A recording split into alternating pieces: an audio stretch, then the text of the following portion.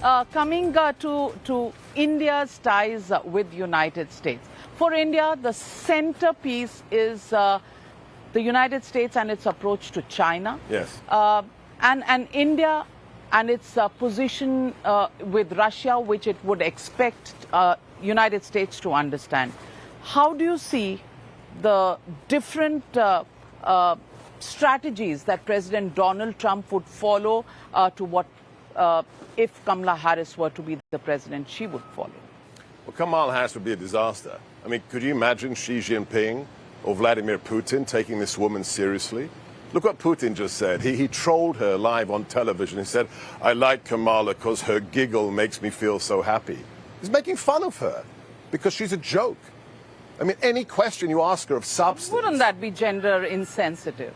Well, that's a politically correct statement. I don't believe in political correctness. Either you're qualified or you're not. I don't care what your sexual organs are. I grew up under Margaret Thatcher in the UK, one of the greatest leaders in the world. We have Indira Gandhi, we have Golda Meir. It's not about what gender you are.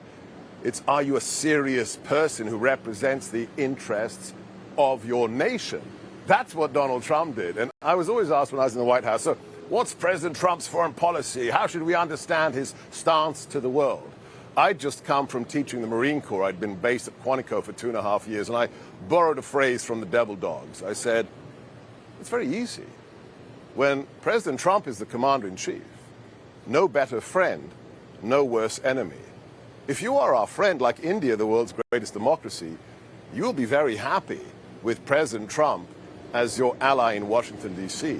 If you're a bad person, if you're a dictator, if you're a murderer like Putin or Xi Jinping, you're not going to have a good time with President Trump in office. Look at one metric, just one metric alone, wherever you sit, whether you're in New Delhi, whether you're in London, in Paris. When we were in the White House for 4 years, there were no new wars in the world. That's stunning. No new wars, because the bad guys were afraid of President Trump and his team. We leave office, what happens? Instantly, we have this disastrous surrender of America in Afghanistan. Just absolutely catastrophic. 13 of our servicemen murdered in Kabul airport by ISIS suicide bombers. And then what happens?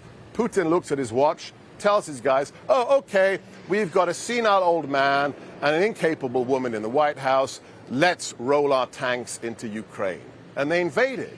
After that comes the slaughter of innocent Jews on October the 7th, the greatest loss of Jewish life since the end of the Holocaust. Why is this happening?